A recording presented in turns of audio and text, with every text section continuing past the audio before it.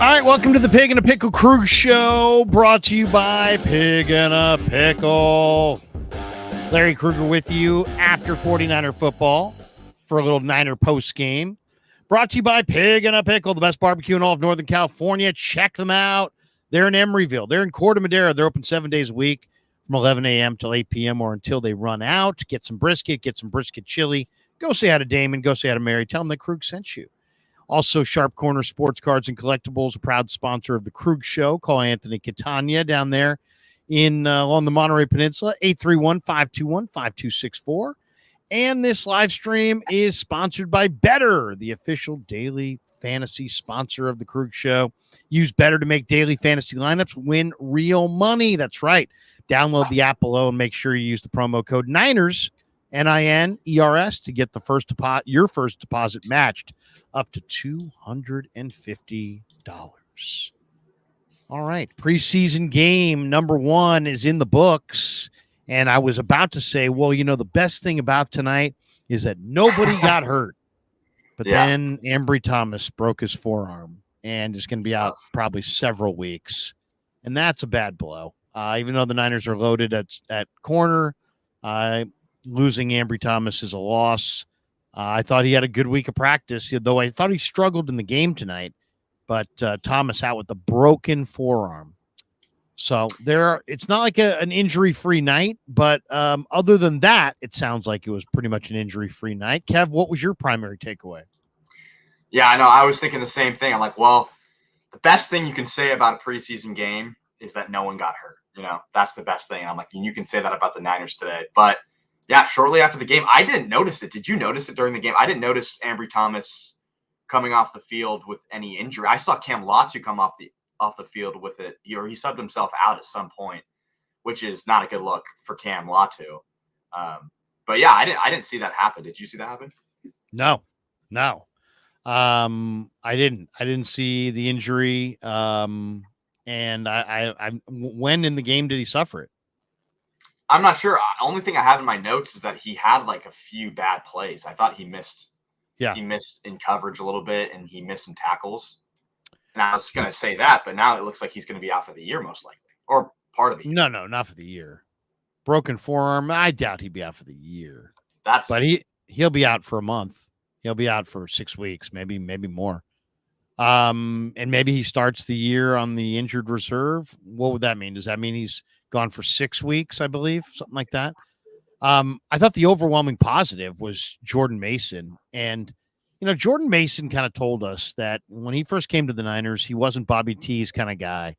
He said, he would ask Jordan questions in meetings, and Jordan didn't have the answer. And then he would just move on. And he said he wasn't doing what Bobby wanted him to do. And it took him a while to kind of grow up. He even said the word grow up. He said, hey, I need to grow up a little bit. And he's been fantastic in this camp. And now tonight, Jordan Mason, who averages 5.6 a carry for his career in the NFL, went for 5.7 a carry. And just to me, it's just I could pretend I'm surprised, but I'm at practice every day. This is what this guy does every single day. He runs with power and body lean, and he can cut, and he can make guys miss, and he can run over you, he can run through you, he can run by you, he can he can juke you. To me, my overwhelming takeaway tonight was Jordan Mason and what he looked like offensively. I thought I was hoping to see Mason and Schrader both look great. Well, I got half of what I wanted. Schrader didn't look that great, but Mason did. No, you're 100% right. Mason he just did what he's done his entire career. And that's the crazy thing that's why everyone's pounding their fist on the table for Jordan Mason. He's ran 5 yards a carry his entire career. And today he ran for 5.7 a carry touchdown. Yeah. He was the entire offense of the first drive against the Titans' number 1 defense. The Titans played pretty much their starters for the first entire quarter.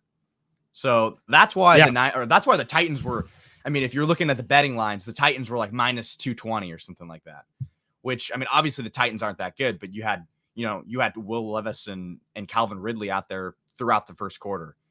So that's why they jumped out to that early lead. But yeah, no, back to the running backs. Schrader was a little disappointing.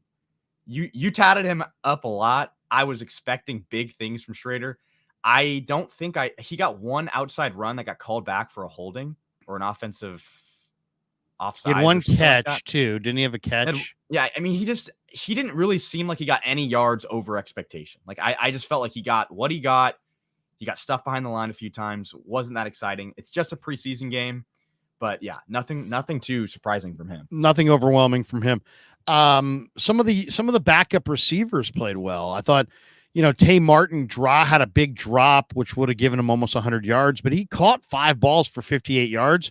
We forget, they called him Big Play Tay at Oak State. He's got great ball skills. Then there's Trent Taylor caught 3 balls. Frank Darby had a 33-yard reception, and Chris Conley caught 2 balls for 30 yards and had a nice little catch on an in-cutting route. Some of those secondary receivers, we don't know what's going to happen with Ayuk or, how this whole thing's going to work out. The health of Pearsall, the health of Cowing. There may be more wide receiver jobs available than we think right now. But I'll say this, Tay Martin and Chris Conley, Trent Taylor, Frank Darby, they all showed well for themselves tonight. Yeah, no, Tay Martin really showed up. He dropped that first initial pass from Brandon Allen that hit his hands. And that would have been, Brandon Allen, I thought, was almost perfect in terms of accuracy today. I think he had one overthrow to Braden Willis. But besides that, I thought almost every ball he threw was in the receiver's hands. He had 2 deep drops, one from Tay Martin, as I mentioned, and then another from Ronnie Bell. And, Ronnie Bell, that was just a bad one. If you saw the replay there, it was like through his hands and hit him in the head. You couldn't be more accurate than that. Like, you can't be more accurate than through the hands and in the head. So that was not a good look. Trent Taylor, I thought, honestly, he had one really good run after catch that set him up at the goal line. I think that was the goal line stand or the goal line play where after that Josh Dobbs scored on a touchdown. But the wide receivers, it's kind of disappointing not to see Jacob Cowing out there with Ricky Pearsall. You're really looking forward to that, but it seems like both of those guys are pretty banged up. We got a bunch of people in the chat. Stark says Tay Martin also missed a wide open catch down the sideline. Invader 49er says Latu will make the roster. What do you think of Cam Latu? I know you said that he raised his hand to come out of the game, but that can happen for any you could have gotten your wind knocked out. You could have an equipment issue. It could be anything really. He did make a couple catches. What do you think of Latu? Yeah, I only saw a few catches towards the end of the game where it looked like he made like a few catches like 5 yards down the field. And then, like I said, like he subbed himself out. So I'm not sure if that was like a knee thing. It looks like I thought maybe he grabbed his leg or something. I'm not sure. I'm not sure what I saw from him. I didn't see Pline out there, which I was looking forward to seeing. Didn't see Pline. I thought Tongus. How you say it? Is it Tongus? Tongus, I think. Tongus. Yeah, Tongus made one. He made a nice catch. He made one really nice catch. But yeah, this room is pretty deep, I'd say. It's not necessarily high talented, but it's very deep. There's a lot of guys that could fit that backup tight end role. I love the Dominic Pooney push of Mason at the goal line. To me, Pooney is probably going to be a plug and play starter at right guard. That would be my guess. Hopefully I'm right. And Mason, was running. He gets stood up at the 1, and then here comes Pooney, and he's on his knees, and he's pulling him across the goal line. And it was just awesome. That's, that I thought that was nice to see. On defense, let's talk about the Niners defensively. This was the first performance from, the Brandon Staley, Nick Sorensen, co-coordinators, whatever you want to call them. I know they're not co-coordinators, but Staley's got the coordinator, chops, and Sorensen's got the title. And they're a tandem any way you slice it. But you know what? The last couple days of practice, Tatum Bethune is all over the place, and he's making tackles left and right. Now, he did not make a lot of tackles early in camp, but the last few days he is making tackles everywhere, and that continued tonight. He made 8 tackles. He led the 49ers. I don't think he even played that many snaps. He had a tackle for a loss. He had a couple plays right there at the line of scrimmage. Kev, this guy doesn't run well for the stopwatch, but a buddy of mine who covers Florida State said, dude, this is a guy who makes nothing but play after play after play. And sure enough, last couple of days, that's exactly what we've seen. Tonight in this game, that's exactly what we saw. Thoroughly impressed. To me, if you said, give me the guys on defense that really stood out, I would say Tatum Bethune, Curtis Robinson, who has been fantastic in camp. And I know a lot of people hear Curtis Robinson and they think, oh, he's just a special teamer from Stanford. He's a really smart, really athletic guy who knows the defense, and he has looked great all summer. He knows where he's going. He knows where to be. He's strong. He's fast. He's tough. So I thought Bethune and Curtis Robinson and Kalia Davis. Kalia Davis has always been fast and great measurables and a lot of upside, but man, he looks like he's putting it all together.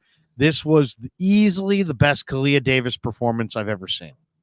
Yeah, no, Kalia Davis definitely, I think, proved a little bit about himself today because he's just been kind of gone. He's just there. He's just on the team, and he's a guy that you hear about, and he's a memorable body and face. Like you remember what he looks like because he's so wide and thick. But yeah, it's the first time you really get to see him play. It's good for him. This team doesn't necessarily have a ton of depth at the defensive tackle spot. You have a lot of young guys that are trying to win that backup spot behind, Elliott and Hargrave. So, that'll be something to watch. In terms of Bethune, I thought he made a number of good plays. I think a lot of the linebackers made a number of good plays. Curtis Robinson had a nice play. D. Winters had a nice hit. The one thing that's hard to tell is the plays that they don't make because you kind of have to rewatch it from like a different angle to really know like what their assignments were, because there were a number of plays that landed in the flat that just seemed to be wide open. So I'm not sure if that's D. Winters' play in the flat and he just missed it, but there was definitely a number of breakdowns. And just looking at like Tennessee's running, like they're rushing, Malik Willis ran for 10.5 yards per carry on 4 runs. Tony Pollard ran for 8.8 yards per carry. I know that Tennessee as a team ran for 3.6 yards per carry, but Pollard pretty much got whatever he wanted, and Malik Willis gashed you a few times. So there's definitely some things to watch out for on that defense. I liked what I saw out of Jalen Graham, out of Winters, out of Bethune. I like what I saw out of the Niner linebackers overall. Even Ezekiel Turner played well. Digital Drew from Chicago's in the chat. He says D. Winters, Malik Mustafa, and Kalia Davis were just outright impressive. We didn't even mention Mustafa. How about Mustafa's hit at the end of the first half, where Mustafa had that incredible hit, and then they weren't sure if it was they called it a first down. And then Kyle challenged it, and sure enough, Mustafa had gotten into the backfield and hit him before he crossed the first down line, and Niners got off the field on downs on that play. I mean, that was an incredible play by Mustafa. That was the 4th and 1 play. On the 3rd and 2 play, Curtis Robinson. So let's see, it was like 2nd and 10 or 2nd and 5 from the 6. Curtis Robinson makes a nice play against the run. Then it's 3rd and 2 from the 3. Robinson makes the solo tackle on the running back. Then it's 4th and 1 from the 2, and Mustafa blows up the running back, and the Niners challenged the spot of the ball on the return and won the spot and turned it over on downs. Dude, Malik Mustafa and Renardo Green are both real players. And when you draft real players, it comes across right away. And here we are, preseason game number 1, Renardo Green, Malik Mustafa. Those guys made plays like they've been on this team for years. And this is their first game in the NFL. And both those guys made plays. Those are 2, one safety, 1 corner, 2 really great additions to the Niners secondary. Yeah, totally. I mean, just he has his presence felt when he's out there. And as a rookie, as a guy who's, this is his first game with a Niners uniform on, and he made multiple hits where it's just like, whoa, who was that guy? And then it's Malik Mustafa. Because I haven't really got the facial recognition with him yet, like which player looks like what. But you just see someone come out of nowhere like a bullet and just knock a guy back, and it's like, oh, that's Malik Mustafa. So I mean, sometimes there's players in college. He's a difference maker. Yeah, sometimes there's players in college that hit, but that's all they can do. I think that this guy is going to be able to hit and do more. So I'm excited to see what he can he's cover. Like. He can cover down the field, they say too. Digital Drew's plays in the flats have killed this team in the last 4 years. Not sure if it's the wide nine or something else. The Niners do go with they give you a 5-man surface and they, even though it's a 4-3 defense, a lot of times it's kind of a 5-2 look at the line of scrimmage, and they're asking last year Warner and Greenlaw, this year Warner and Campbell, to cover the entire second level by themselves. And I just kind of wonder, when you're covering the entire second level with two guys, I wonder if that makes you a little susceptible to pass plays in the flat. And you get stretched a little bit horizontally. I don't know, but he's absolutely right. Digital Drew's right. The Niners have struggled to defend pass plays to the flat over the last couple of years, and maybe it has something to do with the wide nine. Another guy I'll just shout out real quick, Rock Ya-Sin. He played well. I think he played really well. And, he's a guy he's a veteran corner. I mean, the Niners did a pretty good job getting two veteran corners. They got Yadam and they got Ya-Sin, two guys that have last names that are not easy to spell or say out loud, but they're good. And he's experienced. And I thought he had a really good pass breakup against Calvin Ridley when they just threw it up to him. I mean, that's tough to do on an island over there. And he did that well against a really good receiver. So that just adds to, we don't even talk about that guy. That just adds to the depth they have in the corner room. Fact says Kev, a big blur. Kev's a little blurry, a little on the blurry side. Am I really? I'm not sure. You want to reboot yourself? Sure. Digital Drew says, sup, Kev. Hope school is going great. School's over for Kev. School is a thing of the past. Kev is a graduate now, Digital Drew. He is a Cal Poly graduate. Half Dead says, Kev, what's up, homie? Fax jumps in with Digital Drew. He's done with school. That's right. Kev is finished with Cal Poly. Mitchell and Ness. What's up, Mitchell? He says, Larry, what do you think of Bethune? I thought he looked rather ordinary in training camp. His movement ability is not necessarily all that explosive. And he's playing on a unit with a bunch of good players on it. But a buddy of mine who scouted him last year at Florida State said, Krug, this guy is always around the ball. And wait until you see forget his 40 time. Nobody cares. Forget his workout numbers. Nobody cares. He's like, this guy is not a workout warrior. This is a football player. This is a guy who makes a lot of tackles. So he led them in tackles tonight. And I don't think he played the entire game. I thought he only played the entire second half and maybe a little bit at the end of the first half. So I liked what I saw from Tatum Bethune. And you know what, Mitchell and Ness, the last 3 or 4 days at practice, Bethune has been as good as any guy on the field. He's an instinctive middle linebacker who flows in the right direction and brings guys to the ground and has great ability to break down in space. So, yeah, I really like what I saw from Tatum Bethune. We bring Kev back to the mix. Still on the blurry side. I'm not sure why. Robert Jorgensen says Brock Purdy has to stay healthy. Who's with me on that? No doubt. Invader 49er, fire Schneider already? You're going to fire the special teams coach because of the first preseason game? Papa J says Malik the Lot Mustafa. Yeah, Ronnie Lott's loving Malik Mustafa.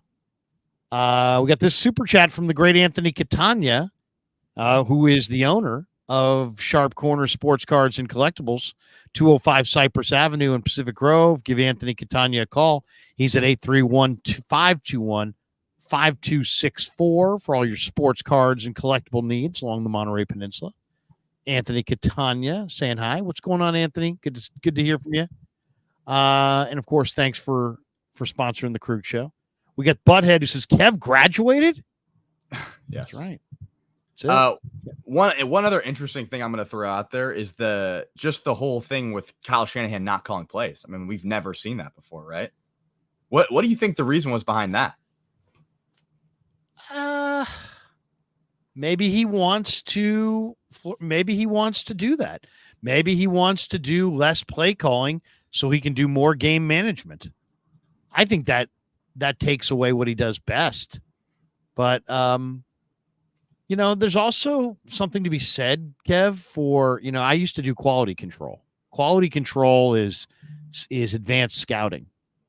And a lot of times, when you get late in the year, you mix in some self-scouting. So you might meet with the head coach and say, Coach, we're running, we've run to the right out of this formation 100% of the time. Let's mix it up here. And this is what the other team's quality control is finding when they're doing deep dives on scouting reports on our team. So let's scout ourselves after 6, 7, 8, 9 weeks so that we can know our own tendencies and work against our own tendencies, or, try to throw our opponents off our scent, especially if you feel like, you play a game and you feel like the defense is reading your mail, or they were just a step ahead, or they just kind of, you felt like they were in your head a little bit. Sometimes there you want to mix it up a little bit. But yeah. I say this, but I also have the answer, because this is what Kyle said after that. This is kind of funny. This is what Kyle said after the game regarding his decision to not call the plays. He looks happy. No, it was I'd love to letting Clay do that. I have a lot of confidence in Clay, but it was one of the more boring things for me personally. That was like my first game in 16 years, not calling plays. I didn't really know what to do with my hands. I got to throw a red flag. I was excited about that. Called it timeout, I think a couple of them, but it is a little different. That's kind of funny. I think that's kind of funny. Look how happy Kyle Shanahan looks when he doesn't call plays. Maybe it's just preseason. He's like, hey, man, it's not my fault.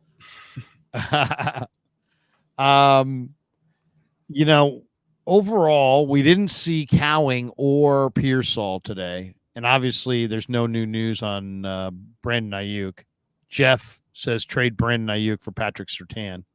It would not be a Krug Show stream if somebody did not suggest a BA trade of some kind. Of course.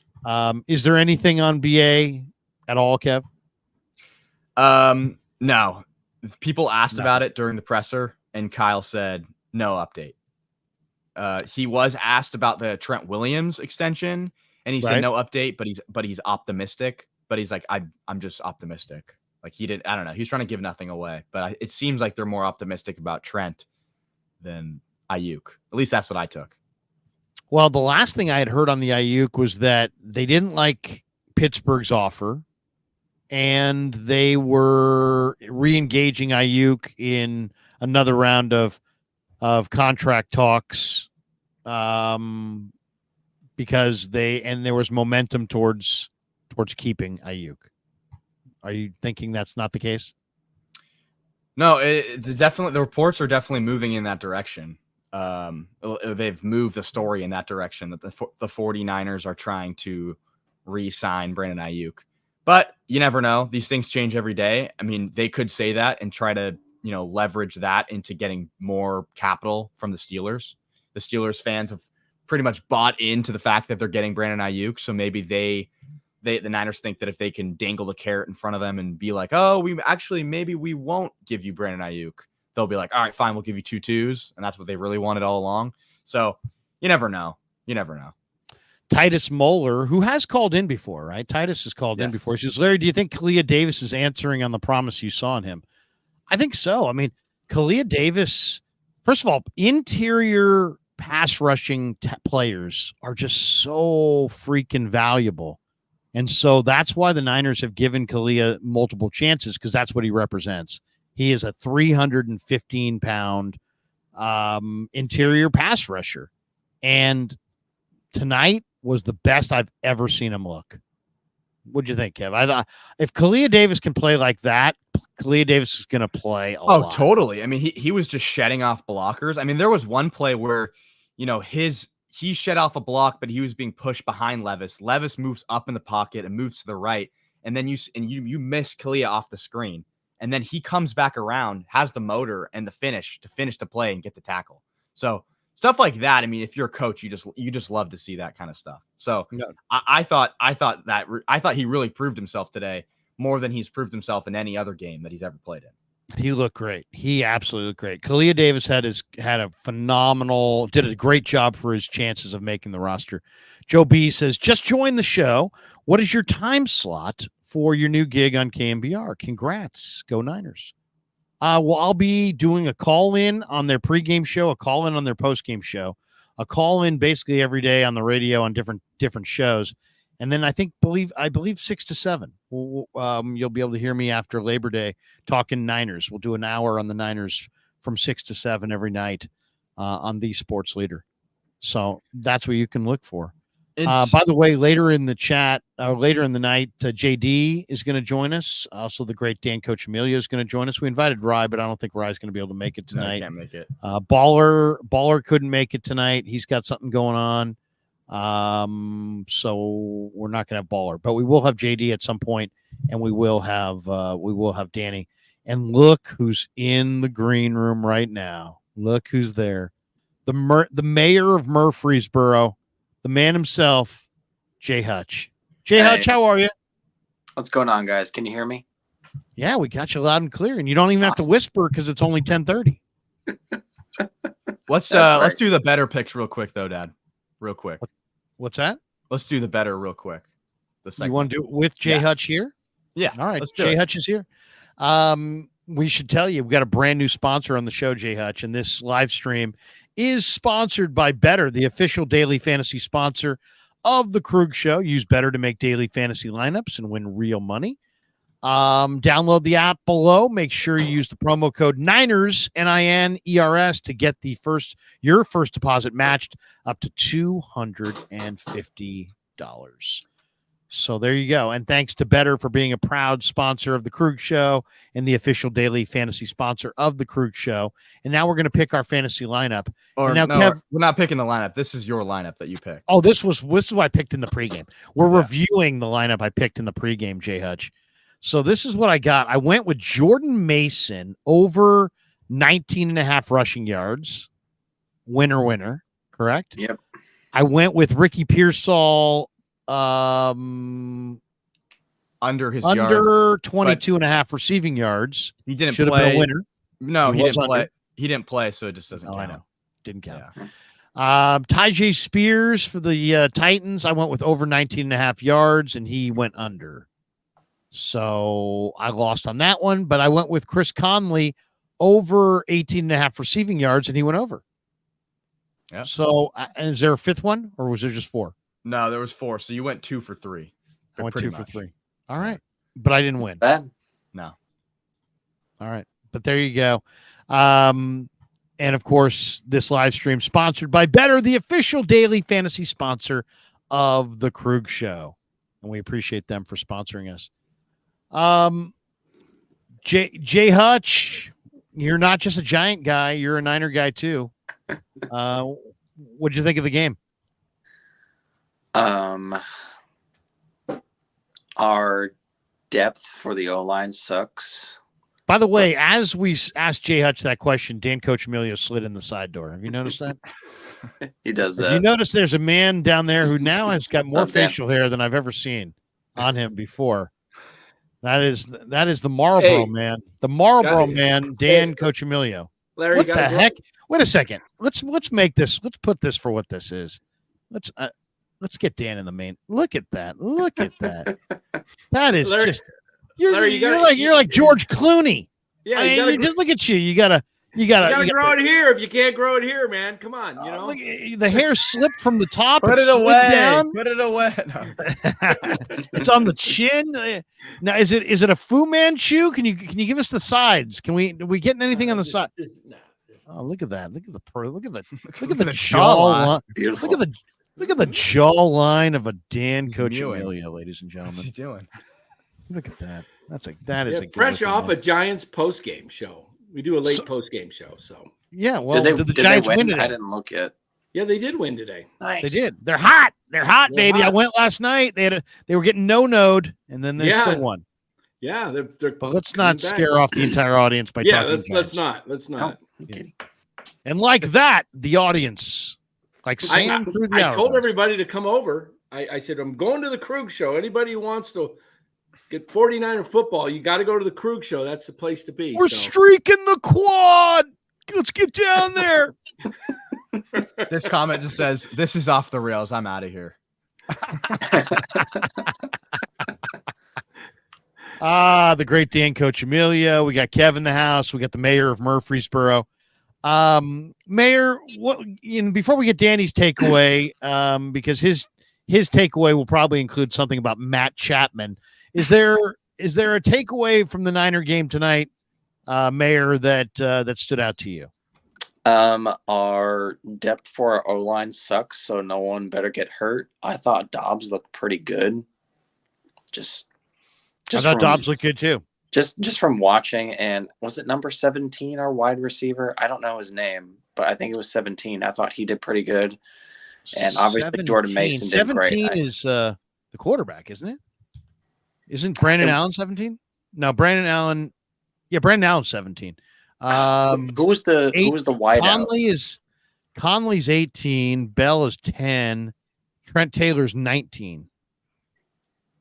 You think about Trent Taylor? It might have been 19 then. I think he got a lot of targets, didn't he? Yeah.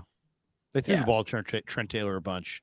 Yeah, then he looked good. I thought our defense against the run was terrible, but they did make some key stops, so there was good and bad from that. Kyle looked pissed on the sideline about the entire game. I mean, I was section 110, maybe like 20 to 30 rows up. So, I mean, I couldn't see him, but had a pretty good visual of it during the game. He didn't look too happy. I've never seen this before. I did get to witness the kickoff. They had what? They had 8 different guys run the ball.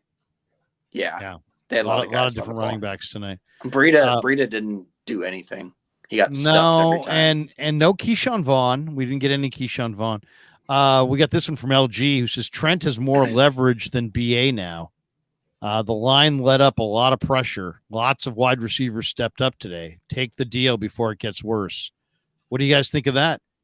Do you think that Trent has more leverage because the Niners O-line struggled? Do you think that BA has less leverage because some of these other receivers had decent days? I wouldn't say anything about any receiver's performance today would convince me that they don't need Brandon Ayuk, or that Brandon Ayuk is that cat just walked across the street.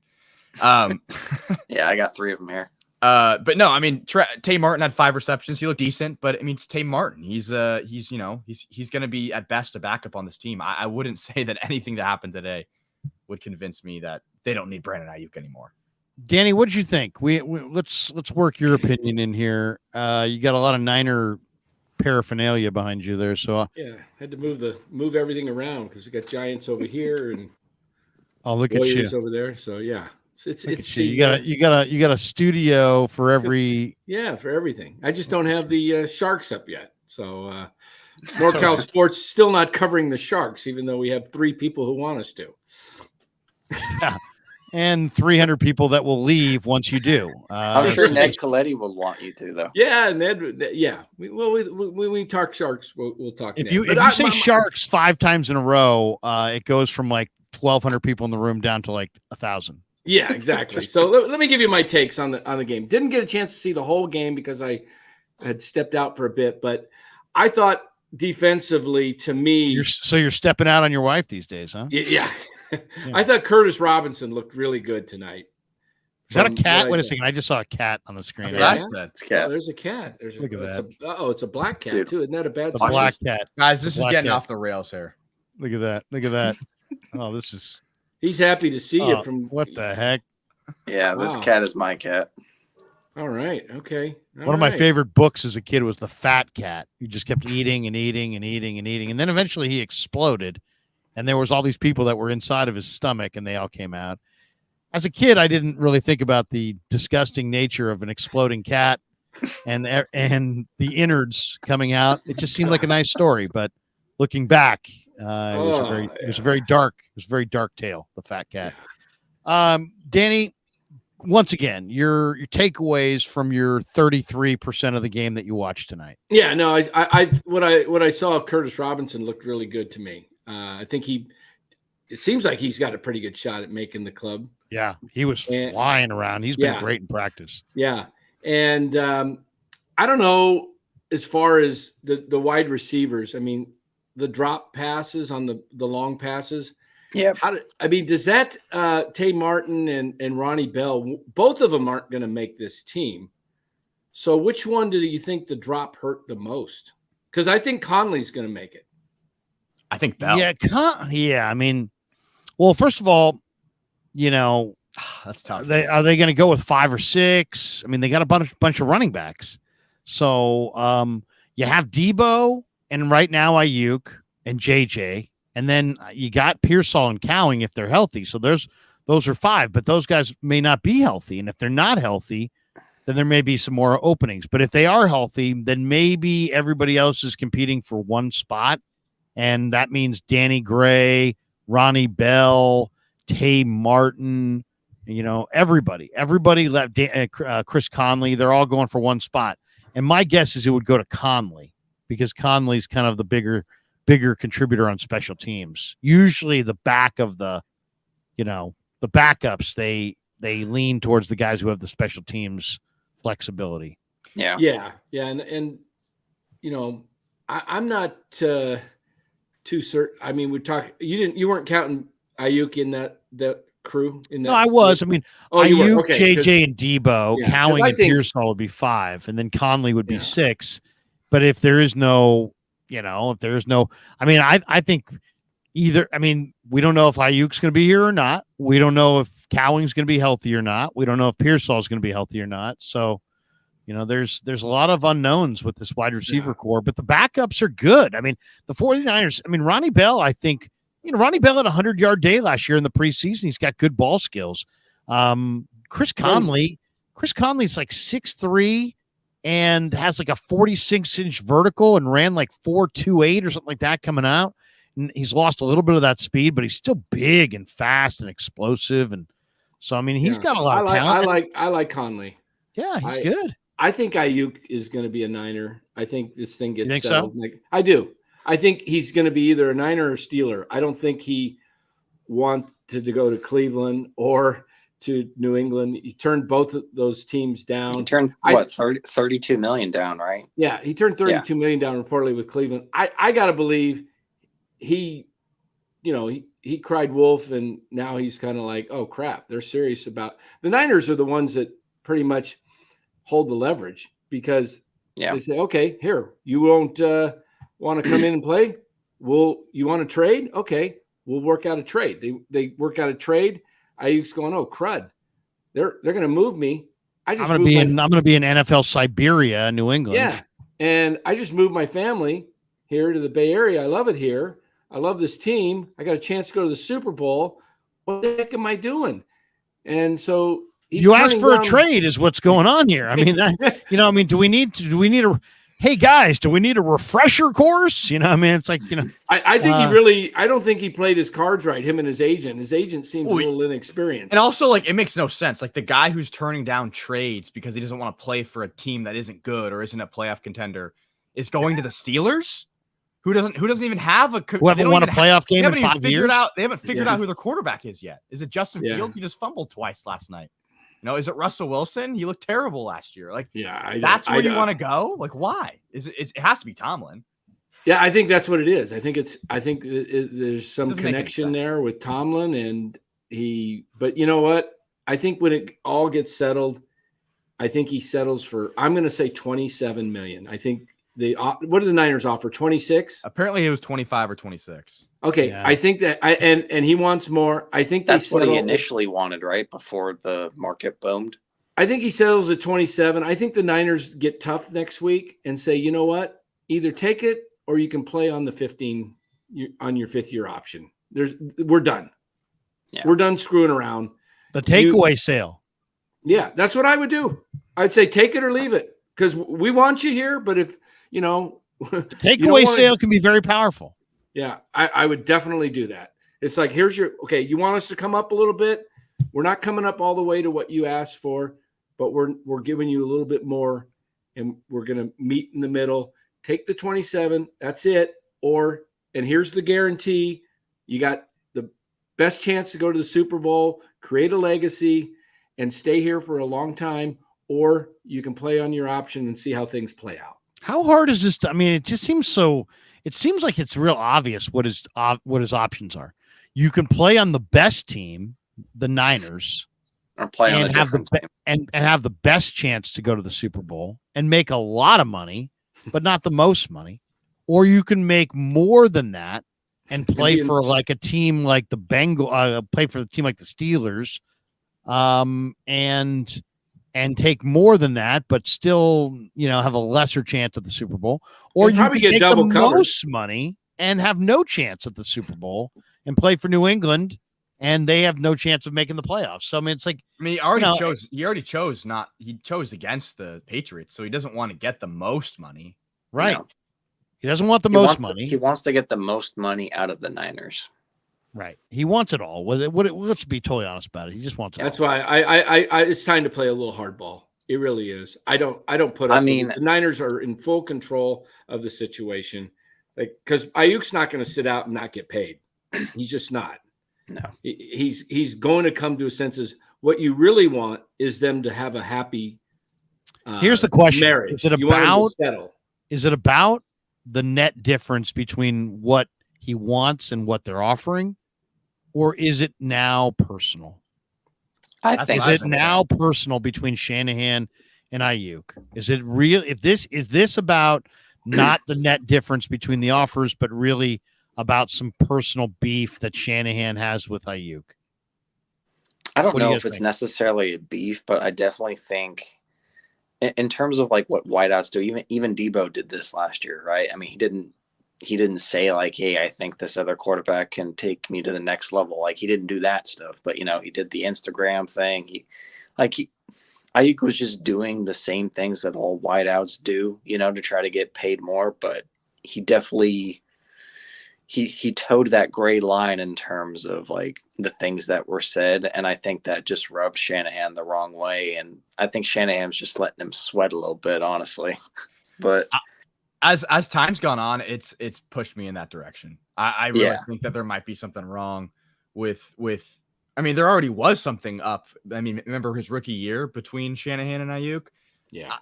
I don't know. It's just weird because the Niners are trading their star wide receiver and reportedly are only $2 million APY in difference in terms of the contract. Like he wants 20, he wants 29, he wants 27, they're offering 25. And then they're going to trade him for a second and third and then use the second and third to get another receiver. It's like, what? So it's not like you don't need a receiver.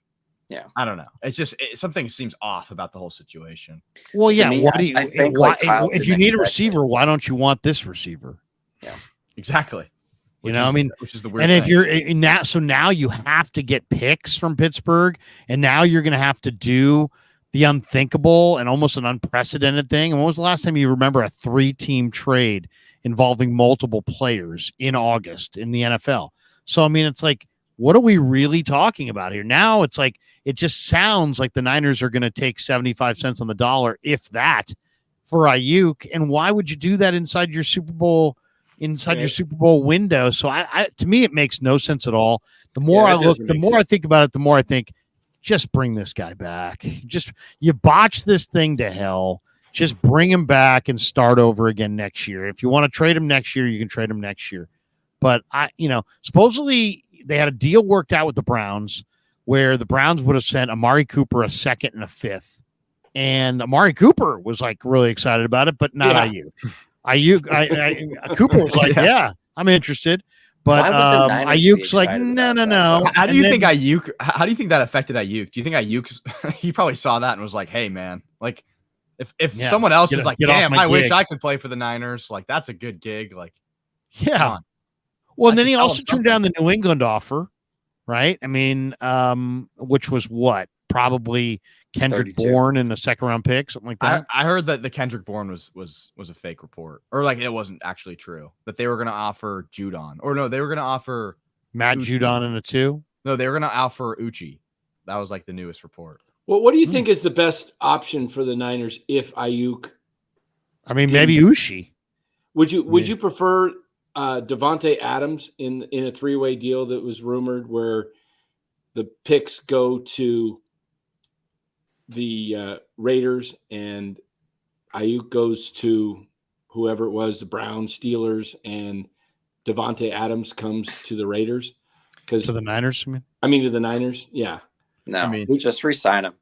I don't like that because he's 32. I mean, seriously, I mean that an NFL player's prime is like 25 to like 32. And why would you then trade a 26-year-old receiver for a 32-year-old receiver?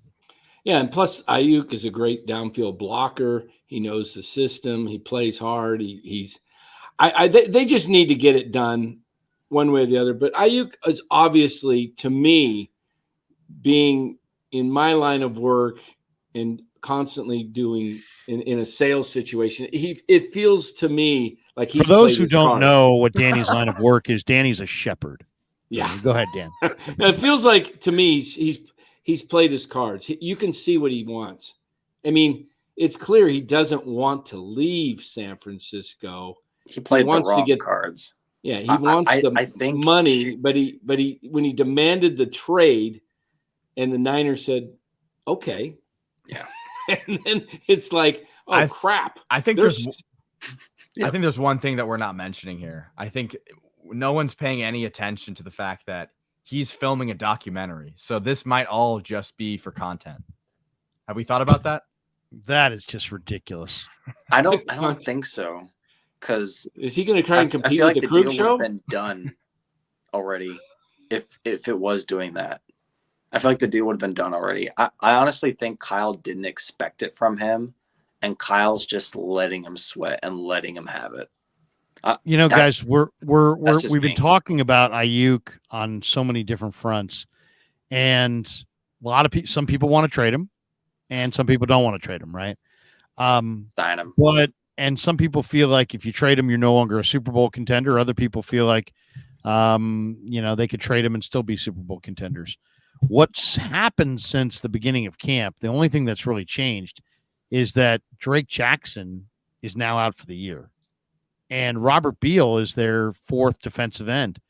Do the Niners need a wide receiver back for Brandon Ayuk? Or, is tonight an example that between all these other guys that they have, that they're fortified there, and that maybe with no Drake Jackson and with them leaning on Robert Beal, last year they were picking up guys like Taco Charlton. Is it possible they need to trade Brandon Ayuk and get a defensive end back in return? I mean, how serious can the 49ers win the Super Bowl without pass rush? They have Bosa and Floyd and Yatir Gross-Matos, but Drake Jackson and Robert Beal were supposed to be DN 4 and 5, and Drake's done for the year, and I don't know what they can expect to get out of Beal. Do they need to add a defensive end? And do they need to move Ayuk to get that defensive end? I'd rather bolster the O-line. I mean, I don't really get that logic. I mean, it kind of makes sense, but you're trading your wide receiver 1 for an edge piece number 6. I mean, or like an edge piece. No, I'm just saying, like you mentioned Judon. I'm saying that, when the Niners first were talking about this Ayuk thing and the trades, it was like, well, what could they get back and this and that. Now that, like, let's just say Ayuk comes back tomorrow and he plays. Okay, then now we're no longer worried about Ayuk. Now what replaces Brandon Ayuk as the biggest concern in 49er land? Probably the pass rush, probably the D-line. So do they need to consider making a move to add a D-lineman, whether that involves Ayuk or not? Because it just seems like right now they're shy at defensive end.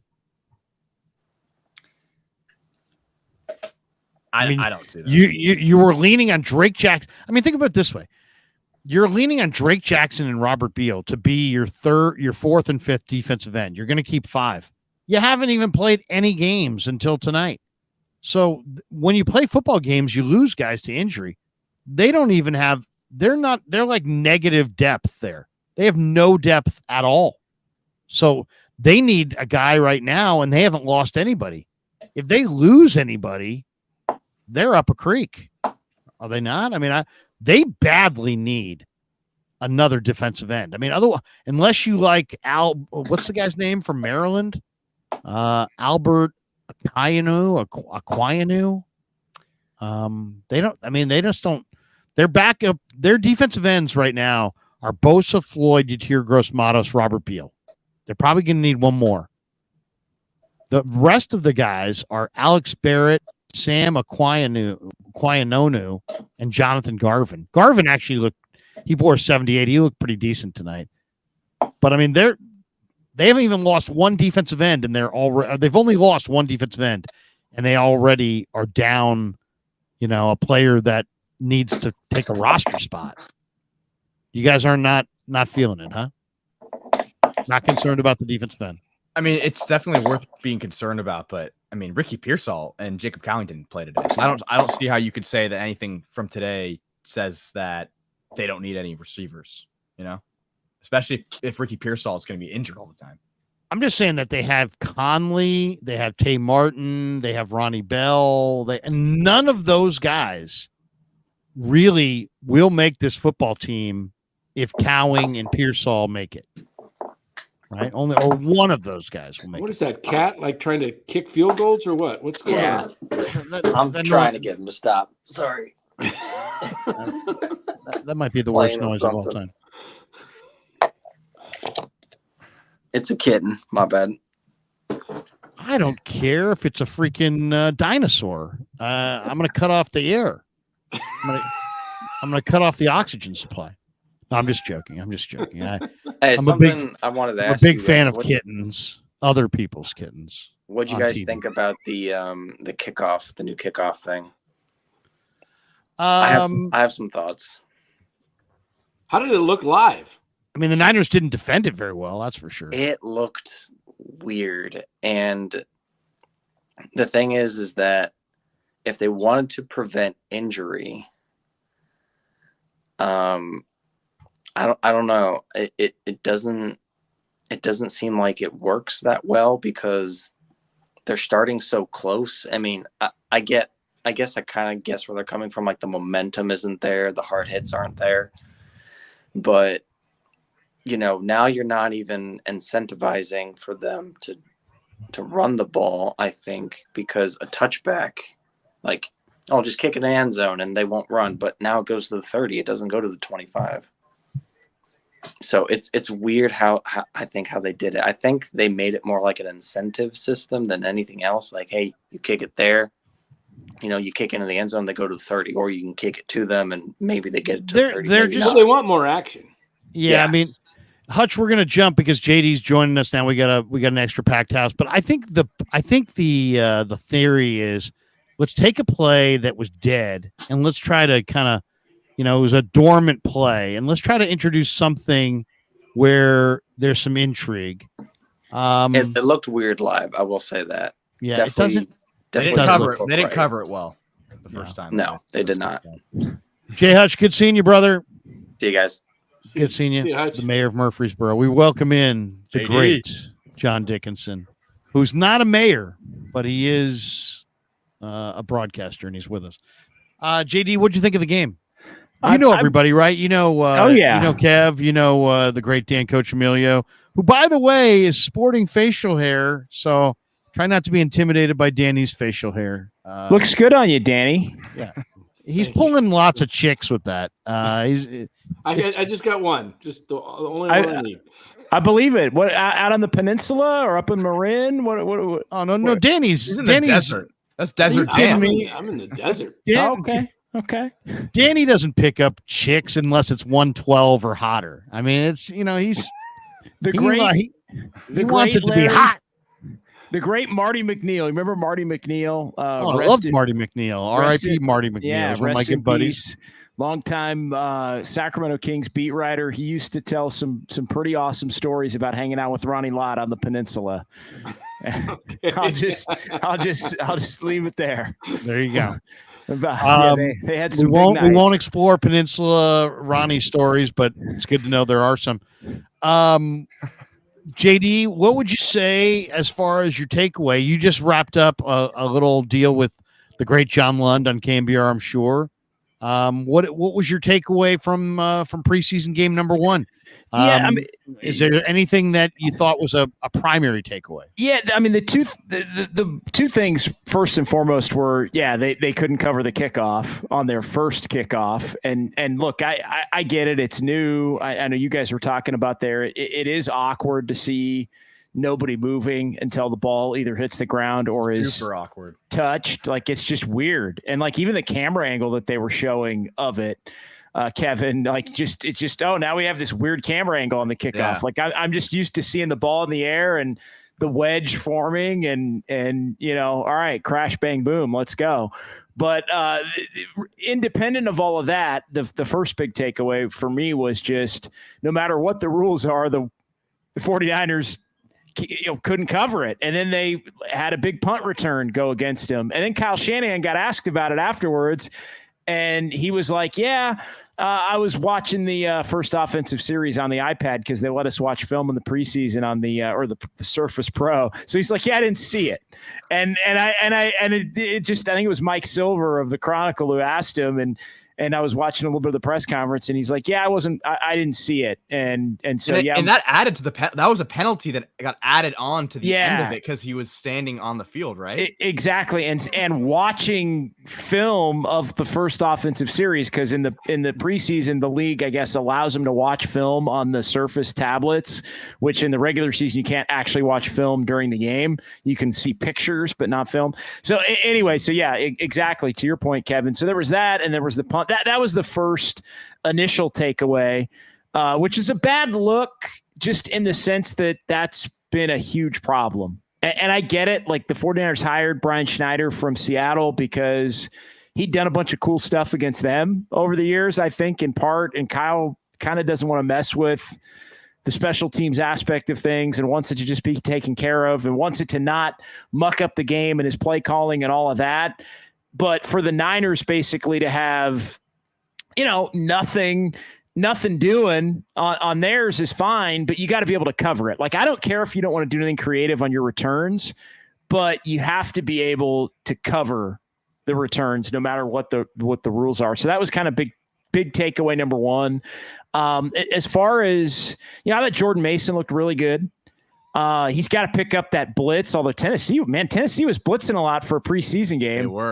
They were bringing the heat. I mean, that was like Greg Williams back in, remember 2011, guys, when the Niners played? It was Harbaugh's first year. They're playing in the Superdome. Kevin, you probably don't remember. You might have been a little young for that, but Greg Williams was just blitzing the hell out of Alex Smith and the Niners in the Superdome on like August 10th of 2011 or whatever the hell it was.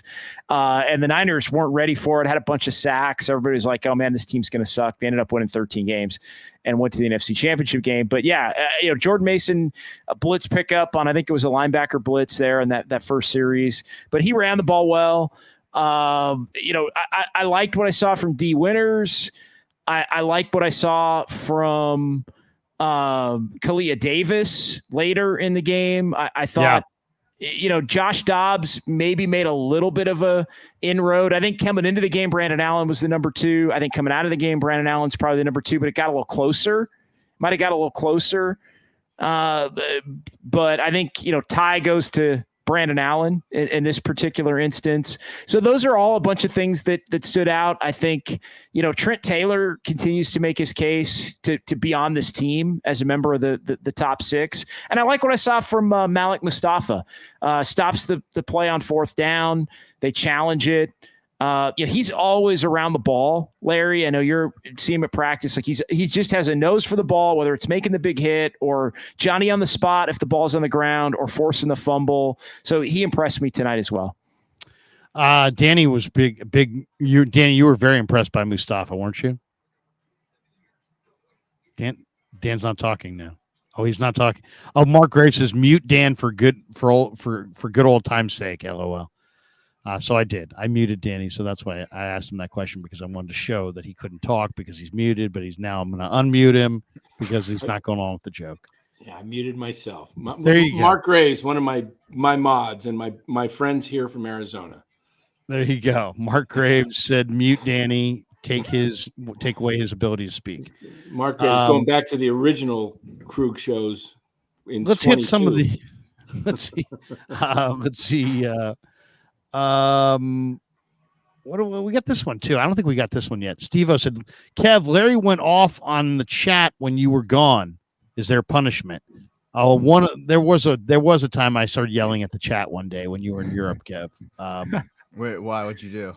I don't know. Somebody pissed me off, and I started yelling at the chat, and then people were like, Kev, if Kev knew that you were yelling at the chat, he'd come back, he'd penalize you. Yeah, I mean, every time I check, there's like a few extra people blocked, so we gotta get those numbers down. There you go. Kev doesn't You blocked me one time, Kev. It was an accident. It was an accident. In fairness, the better blocking our guests. The better thing to do is to mute. You to mute, but it's passive aggressive, and I'd rather tell you to your face that you're blocked. Maybe Chris Forster can use you for blocking. Kevin, you can you block so well you could be an offensive lineman for the Niners. No, I would suck. I'm an unblocker. Oh, you're the unblocker. Okay, it's Larry's the blocker. Maybe that's the question for Chris Forster. Hey, Chris, none of your guys can block, but can they mute? Boom. All right. Well, tip two drink minimum. Tip your waitresses. I'll be here till the 19th. Titus Muller says, Larry, do you think Kyle might start to not call plays this season, or did this just happen just because it's preseason? Could you possibly ask him? Something tells me that he's going to call plays.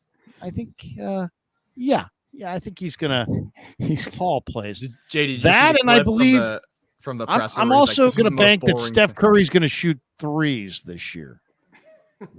Yeah, Kyle's going to call plays. I think call plays. Yeah, he's going to call plays. I'm pretty sure. What do you make of that, though? What do you think was going on? Do you think he was just trying to give Kubiak, an opportunity to show what he's got?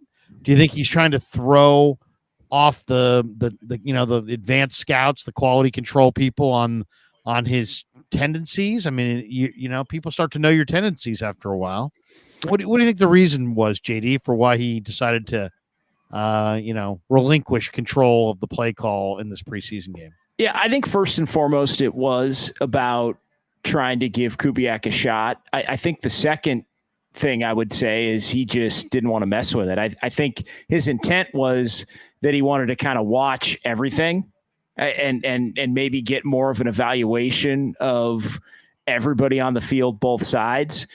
Now, that being said, he ends up, watching the iPad during the kickoff return, which I thought was pretty funny because it's like, oh, wait, you're not calling plays, but then you had to get a taste of like everything that happened on offense. So you end up getting the penalty and having it lead back to, where you're, not able to kind of explain what happened on that broken kickoff. But no, I think it could be a little bit of all of it, honestly. But I think the main thing was probably it gives him a better chance to oversee all aspects of the game, in addition to giving somebody some run that may down the line ultimately be a play caller, even if he doesn't get that opportunity with the 49ers specifically.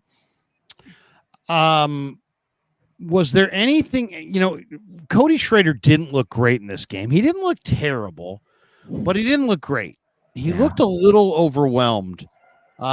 And I don't know how much of that was Cody Schrader or how much of that was the Niner offensive line.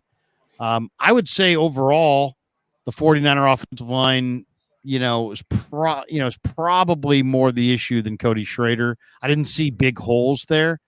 I will say this, though. I did like what I saw from Dominic Pooney. And Pooney played in the first quarter or first half at right guard and looks like he may be a plug and play starter at right guard. What do you think? How much do you blame Guerendo? How much do you blame the line in front of Guerendo? What do you guys think of Pooney? I thought Puni was solid tonight. I don't think he was great. I don't think he was terrible. I thought it was a pretty good first NFL outing for Dominic Puni. I'm kind of with you on Schrader. I thought he had the one good run early in the third quarter, Toss right? Play.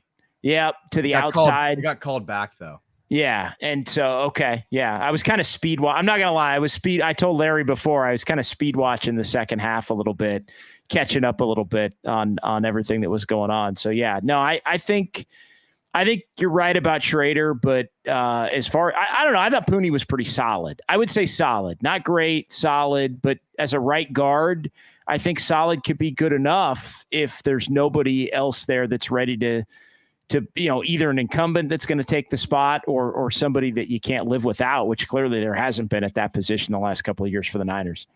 How about you guys? What did you guys think of Puni? What did you think of Schrader?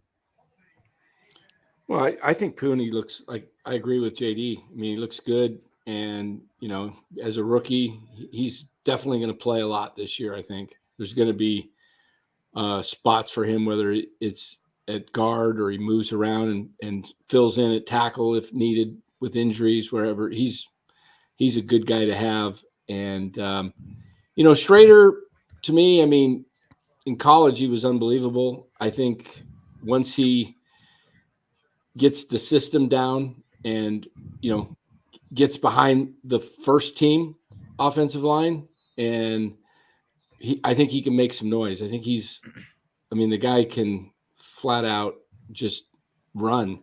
He knows how to play the position. He's a guy that I think will play a long time in this league as a running back, as long as running backs, play. He just looks like a guy everywhere he's been the underdog, and he finds a way to make it to the top. I don't know how he does it. One guy I really liked tonight, I kind of like Tracy Walker. I hadn't seen much of Tracy Walker. I didn't watch him a lot in Detroit, but I was impressed by him this week in practice when I saw him. And then I thought he looked long and rangy and pretty athletic. I mean, suddenly the Niners have a good-looking safety group because Odom's playing well from scrimmage. He's the special teamer. Mustafa's a revelation. Vonga's an all-pro. Jair Brown might be the best player of all of them. So, I mean, suddenly it's like it's amazing, guys. When you look at the Niners secondary, they've hit it in the draft. They've hit it in free agency. They brought in Yadam. They brought in Lucas. They've tried to bring in some veterans. They brought in rookies. They're pretty stacked back there. Is the secondary going to be a strength, do you think? Is it possible that the secondary could emerge this year as one of the strengths of the team? I think it has the potential to. I even like Taylor Hawkins, who is kind of borderline. He's one of those guys that at practice is maybe the last guy on the roster right now at that spot. He's one of those guys that flies around as a little chippy and kind of keeps an edge and an energy to him.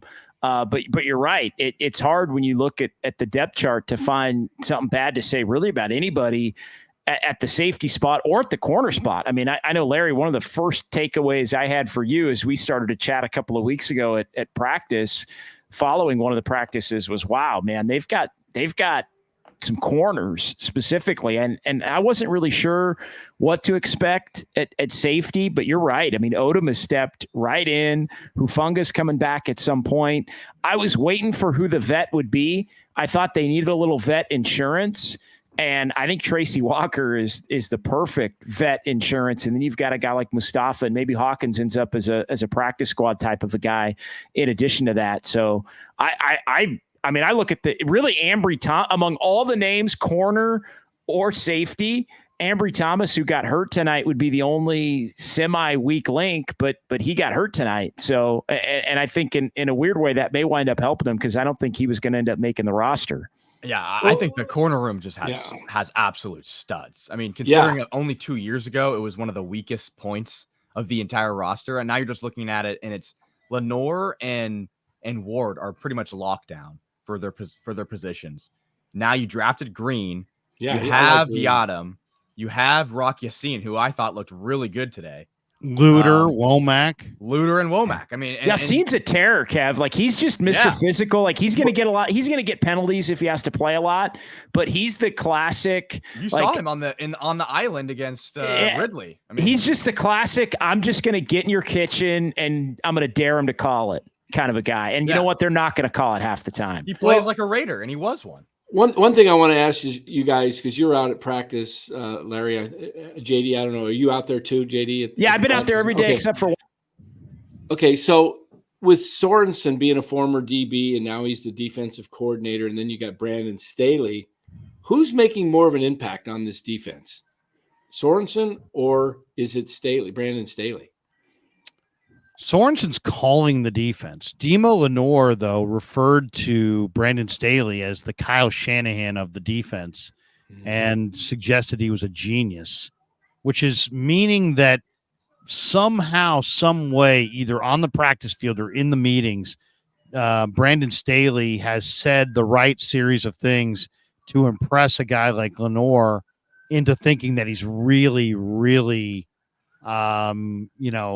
a defensive savant to some degree. Now, I don't know how much savant, he was last year when the Raiders were putting 63 on the board against his defense. But I would probably say Staley from the standpoint he's got the experience.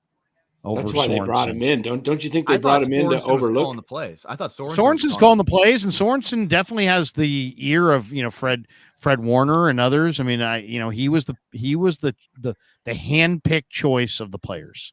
But I think Staley is the guy who's kind of like the buck stops with him. The ball, he's got all the. I think Staley has probably more answers. That'd be my guess. Well, he's assistant head coach, right? That's his official title. Yeah. Yeah, I think, look, the players love Sorensen. I think they got out of character a little bit last year under Steve Wilkes, and I think that the players noticed that, and I think they wanted to be a little bit more like they had been prior, whether it was with D'Amico Ryans or whether it was with Robert Saleh. I think they wanted to get back to basics a little bit. I think Kyle Shanahan especially wanted to get back to basics a little bit. Now, that being said, I do think they read the room in that they wanted somebody calling the defense and being the face of the defense, essentially, in terms of, the guy that's going to be on the sideline and the guy that's the DC to be Nick Sorensen. I also think they read the room and they wanted Nick Sorensen to be the guy that goes to the podium every Thursday and does the press conference. And they did not want Brandon Staley to be a guy who goes into the room every Thursday and has the press conference, because some of his press conferences with the Chargers had gotten a little weird when he was the head coach. And so I think Kyle respects the hell out of Brandon Staley's brain. I think one thing that's been really interesting is the fact that, and Larry, you were all over it, that so many players have spoken so respectfully of Brandon Staley and his impact. Clearly, and that was one that I kind of wondered about, was like, are the players going to respect him? Like, it's one thing if coaches respect him. It's one thing if the media thinks, he's this kind of genius, tactician, whatever, Kyle Shanahan of defense, whatever it is. But I think he's actually in a perfect role where he can sit back, watch everything, have a lot of say, coordinate with Sorensen, but Sorensen's the voice on game day and the guy on the sideline and the guy that goes to the podium, and nobody ever has to actually hear, other than earlier this last week when I think assistant coaches talk to the media once a year and or twice a year, once in the offseason, once during training camp, and that's it, unless you get to the Super Bowl, in terms of guys that aren't coordinators. So Staley, long story short, is protected from that, and he can just kind of be the evil genius. I mean that in a positive way, that's up in the booth. And I think the Niners feel they have it covered in all phases, with Staley up in the booth, Sorensen on the sideline. Players love him, and so I'm sure Staley will help with week to week game plans and things like that. And it seems like the Niners kind of have the best of all worlds.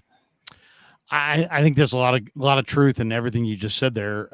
Jerry Shetzy says, "Can we get a petition going to make Bell change his number? Looking at that 10 gives me Kyle Williams vibes. I hate it. No more number 10s, please." Yeah, we can get a petition. You can't wear 87 because we retired it for Dwight Clark, and you can't wear 10 because Kyle Williams was so bad that one night that we get flashbacks. Jerry, and Ronnie drops the ball sometimes. Jerry, I think we can get a petition going if you donate $10. Okay. Yeah, let me give you my Venmo.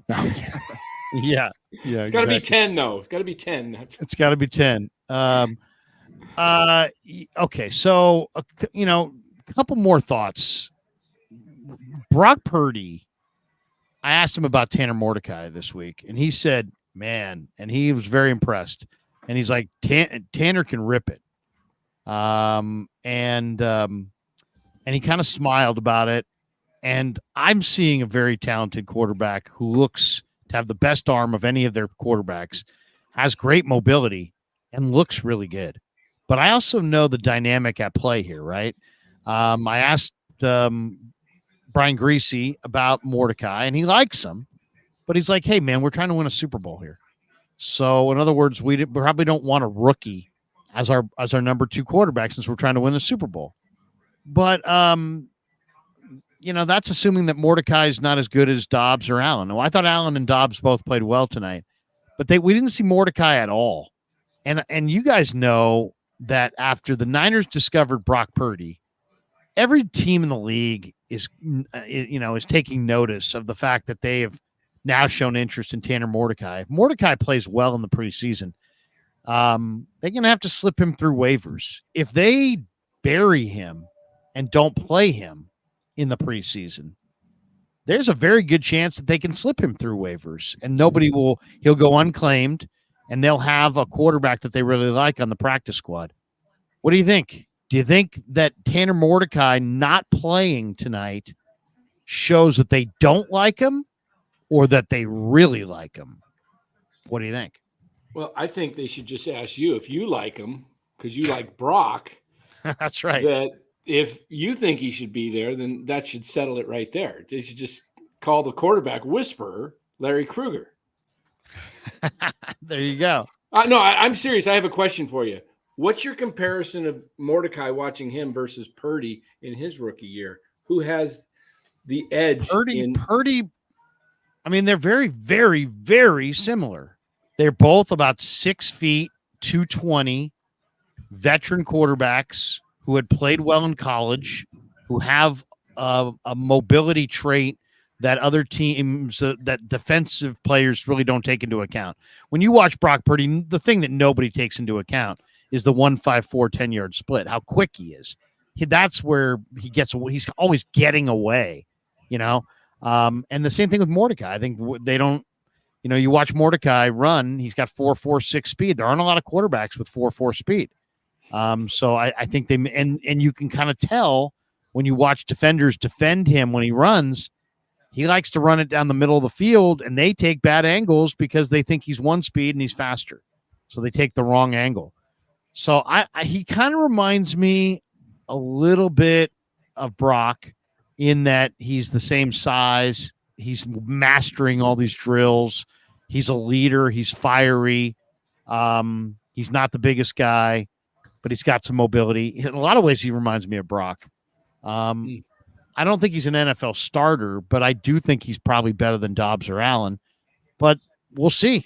What do you guys think? Do you think they're going to play Mordecai in the preseason, or do you think they like Mordecai and they're trying to hide him? I mean, I can't really. He didn't play tonight. I can't really speak on Mordecai because I've never seen him play. Really, I mean, I feel like only JD and you can really talk about what you've seen from Mordecai. But in terms of the QB2 battle, I thought Allen had the edge tonight. I thought he looked a lot more accurate. I think as a quarterback too, I'd rather have Allen, even though Dobbs gives you more upside and he's a little bit more exciting. I don't know. Is that what you want at quarterback too? Do you want a guy that has a high ceiling and a low floor, or do you want a guy who's more steady? I feel like it's, especially with just the scheme fit, I'd probably go Allen after what I saw tonight. But I don't know. What did you guys think? Yeah, I thought Allen came in as number 2 and ended as number 2. I do think Dobbs may have closed the gap a little bit. I don't think either Brandon Allen or Josh Dobbs are good enough to where you can basically keep one and say, hey, one's the guy and then the other one's not. Like I think going into the year, I'd probably look to keep all 3. But that's not answering the question at hand. And the question at hand was about Tanner Mordecai. So I'm gonna try to bring it back to that, which is I think they like him. I do think he's going to play in the preseason, but I also think they're probably going to have to try to sneak him through waivers and get him back on the practice squad. But it kind of looks like he's not maybe going to play much, but you can get away with that when you legitimately have a 2 and a 3 that you don't know which one, or have one that's dramatically better than the other. And that's my big takeaway, Larry, is I don't think either is dramatically better than the other between Dobbs and Allen. Who would you guys say if the Niners lost Brock Purdy in the first month of the year for a month and a half, 6 weeks, not for the season? But he's going to be out for 6 weeks. Would the Niners, do you think, roll with Allen, Dobbs, Mordecai? Would they roll with what they got? Or if Brock Purdy was going to miss 6 games, would they say, you know what, we can't afford to not make the playoffs.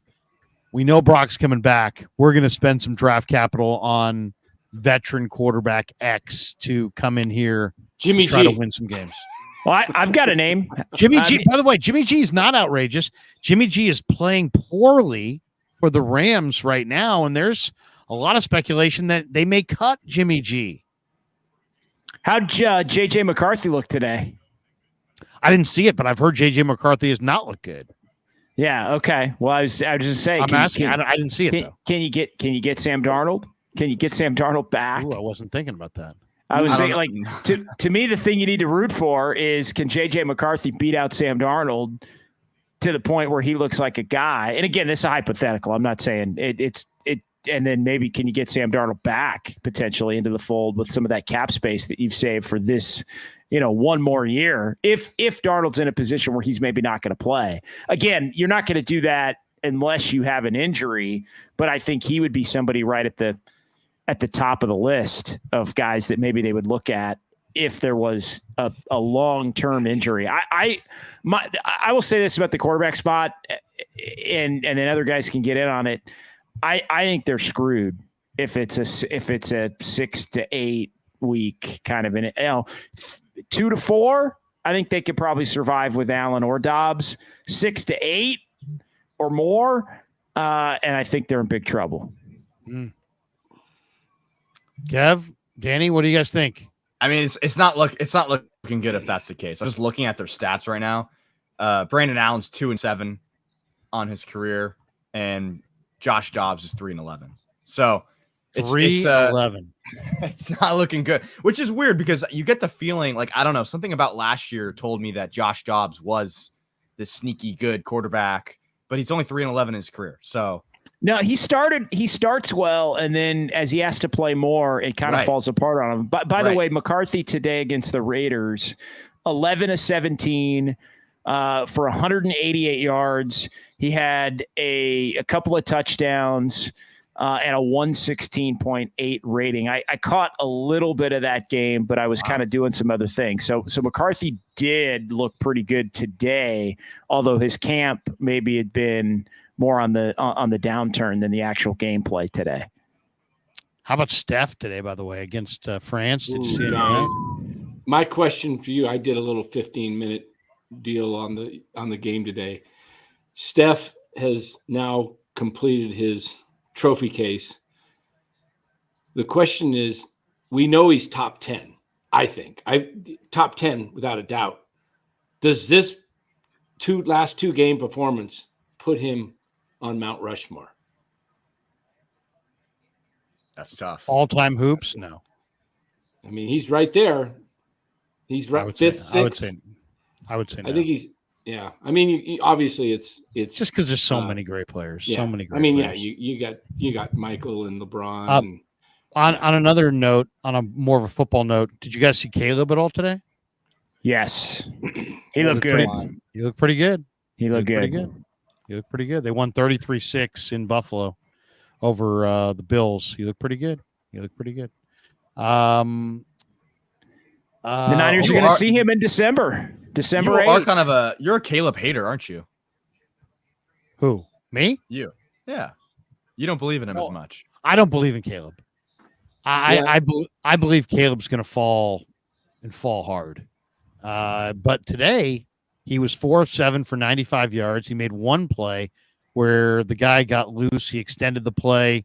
He put it on his hands right on the sidelines.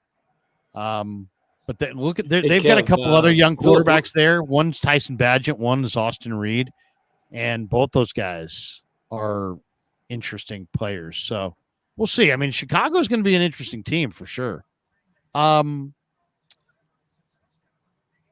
Niners now head off. Oh, let me get this one super here. We got this one from Jerry Schetzel. Schetzy? That's the guy that donated the $5 for the. He says, "Let's go. Don't threaten me with a good time. Love you guys. I have Kyle Williams, PTSD. Help me, please. Off topic. My dad is Wayne Shannon. Used to be on NBC News, San Francisco. Do you guys remember him? Yes, of course. Remember Wayne Shannon? Absolutely. Thanks, Jerry. We appreciate that. All right, we're coming down the home stretch. We're only going to go another 5 minutes or so. Alan Carlos says, when Larry Krueger talks up a young, very under the radar quarterback, I listen. Thank you. Yeah, E.F. Hutton, man. He's E.F. Hutton. Thank you. Exactly. Let me tell you about the quarterback that I really like. Everybody kind of leans in. What do you think, JD, about do the Niners have a real issue defending the kickoff play? They did tonight. Is it just, do you have confidence in Schneider to figure it out, both how to defend this play and how to utilize this play? Because what I saw tonight was I saw some misdirection burn the Niners. And then I also saw the Niners take an incredibly conservative approach. Are they really going to use a roster spot on Trent Taylor and throw him back there, who might be the most, the least big play return guy in the league? I mean, that's just like basically just saying, I don't care what the rest of the league's doing. I'm just going to put a guy back there that I know is going to catch it. And that's all I'm concerned about. Well, that is what Kyle Shanahan is concerned about first and foremost, is special teams not screwing up the game and not screwing up his ability to win the game with his own play calling. I mean, that's just reality. I think if Trent Taylor makes the team, it's also going to be because they like him as a receiver. I don't think it would just be, and look, the wide receiver room is a little bit in flux right now, right? We don't know what's happening with Ayuk. Debo Samuel's obviously going to be there. Jawan Jennings is going to be there. Pearsall's been banged up. I think Mike Conley's on the team at this point. And then there's some open spots beyond that. I mean, how many is that? Is that 5? So, is Ronnie Bell the 6th? Is Trent Taylor in the mix? I think there's going to be a couple of guys. I haven't even mentioned Cowing, who I think is a non-factor as we sit here on August 10th. Can he get back into the mix? We shall see on that. So I'll kind of leave that as a side. As far as the confidence level and being able to cover the kickoff, the short answer is no. I don't have confidence in the 49ers to do it until they prove that it's a priority for themselves. I mean, I think they can get there, but I mean, it wasn't something they did well under the previous rules, and it's not something they did well tonight. Do I want to freak out about it in one preseason game? No, but it was notable that their special teams were not good in this first game. In the first half, in particular, was a kickoff and a punt. I think it was a 25 to 30-yard punt return in the first half. So it's got to be better. Point blank, bottom line, end of story. I know Kyle Shanahan doesn't really want to mess with it, and he wants it to be, status quo, average, just not screw up the game for you. But you give up 65-yard kickoffs and 30-yard punt returns, that is going to screw up a game for you. So it's got to get cleaned up. Well, let me ask you guys this on this kickoff, because I know what they will do in a big game. I believe if it's got playoff implications or it is a playoff game, it's Debo. I think it's Debo. It's not a dangerous play as it was before, because there's not guys running, 60 yards downfield at, running 4.5s, 4.4s. I'd go to Debo exclusively, because that's what I would. Yeah, I think they might. Like a reverse. I think they might, and he wants to do it. I think what they've done a lot, Larry, and you correct me if I'm wrong, they've had Juszczyk and Debo back there a lot, and I wouldn't be surprised if they even, because remember Juszczyk was the emergency quarterback. So I even think they're trying to keep the potential for a throwback to come into play, where maybe Juszczyk fields it and kind of, I'm going down. Here's the throwback the other way to Debo, and they've got it blocked. So I think that's in play. Also, just Juszczyk as a lead blocker. I mean, that's what he does the best. So that's pretty smart by them. All of that, like he's got the total package on that front. No question. All right, that's going to do it for us. 90 minutes in. Really appreciate every single person for stopping by. Of course, this video is sponsored, or this live stream sponsored by Better, the official daily fantasy sponsor of the Krug Show. Use Better to make daily fantasy lineups and win real money. And download the app below and make sure you use that promo code Niners, NINERS, to get that first deposit matched up to $250. Thanks to Sharp Corner Sports Cards and Collectibles, our good friends down along the Monterey Peninsula, 205 Cypress Avenue. My good friend Anthony Catania is down there, 831-521-5264. And also, of course, thanks to Pig and a Pickle, the best barbecue in all of Northern California. Check them out in Emeryville and Corte Madera. They're open 7 days a week. Danny, why don't we say goodbye to you first? Tell us what you're doing next and when you're streaming next on the NorCal Sports Network. Yeah, we'll be back tomorrow night at 8 p.m. every night, 8 p.m. after a Giants game. Home games were a little later, obviously, because they end later, but don't usually like to go too early in the evening because. All right, that's enough from you. All right, and JD. No, I was just joking. He always does that. But yeah, hey, no, NorCal Sports. It's fun to screw it down. I mean, yeah, Dan can laugh at himself. NorCal Sports Network. Everybody, if people would subscribe, would be great because we're growing the channel. Take a look at my baseball room over here, guys. Look at that. We got that's the other set. Yeah, that's the other set. Nice. I kind of feel like this is you're in in New Jersey. This is kind of like the MLB Network studios. Yeah, there we go. Look at that. Look at all the hats. Those are the standings, by the way. I might have. Wow, you have a standings. You got it. You got the correct standings. I was going to ask you about that, Danny. I was going to say, are those in standing order? It looks like they are. They are in standing order. I might have to move one. I didn't look today. That's incredible, Dan. Now, did you do that yourself, or did your intern do that, or you know who did that for me? I did it. I ordered it, but Mark Graves was the guy that actually helped hang it for me. The guy that's trying to get you muted. Yeah, Mark. The guy who takes joy in watching you be muted. Yeah. So anyway, but NorCal Sports Network, if you would subscribe to us, we cover all the Giants. We'll do Niners. We're going to do some stuff with you, Larry. I know, and you know. Yes, we are. No, but we're growing and enjoying the channel. Yeah, we're having fun. So, Danny, good stuff, brother. We'll talk to you soon. Yeah, thanks for having me. Good to see you, JD and Kev. Get the fuck out of here. Get the fuck out of here. I'm just joking.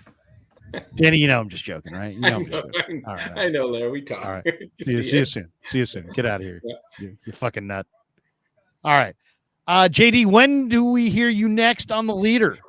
Yeah, short and sweet, and to the point here. I'm going to be in for Copes actually Tuesday and Wednesday in the afternoon with Tom, 2 to 6, and I'm going to be out at 40-yard practice on Monday when they get back at it in Santa Clara, and I'm also going to be at the joint practices down in Irvine on Thursday and Friday. So looking forward to that. So yeah, busy week, and then the Niners and the Saints back at Levi's a week from tomorrow. So I'm going to kind of be all over the board, but yeah, looking forward. Welcome back. Welcome home, Larry. I just want to, get that in real quick. And then, looking forward to doing more stuff with you here throughout the season. And just let everybody know I'm going to be covering the Niners fast and furious, 17 for 17 home and away is the plan. And even in the playoffs. So really looking forward to it and appreciate everything as far as you guys, both of you, Larry and Kevin, for having me on. How much trouble can me, you, and Kev get into in Irvine next Thursday night? Because we're gonna find out. We're about to find out. We ordered our Airbnb, so the party's at our place. Nice. And the road trip is happening. We're gonna tap a keg. It's gonna be big. It's gonna be huge. It's gonna be huge. Kev right now is thinking, am I even going to make it home from Irvine? It's like, no, there's a very good chance, Kev, you won't make it home. But check out JD on the leader. Now I can say that with just, I can really put my chest into it when I say, go listen to JD on KMBR 680, the sports leader. You're not going to get a text message from our mutual friend? I don't have to. Hey, man, watch it with those KNBR promos. Look. Why are you telling people to listen to him? Look at MF. Larry is going to hit on UC Irvine co-eds. Oh, no, don't say that. Larry is 54 years old and will be hitting on nobody. All right, that's going to do it for us. JD's the man. Check him out on the leader. Kev is the man. He's running the Krug show to the top of the mountain. And have a great night, everybody. Niners lose the preseason game, but preseason football is not about wins and losses. It's really about, can you get out of there healthy outside of the Ambry Thomas broken forearm? They did. We will be in Irvine at the end of next week. We will be at practice on Monday, standing next to JD going, look at that Mason Pline over there. And have a great Sunday to everybody. Enjoy the rest of your weekend. For JD and Kev, I'm Krug. Peace. And good night, everybody. And never met a man I've been scared of.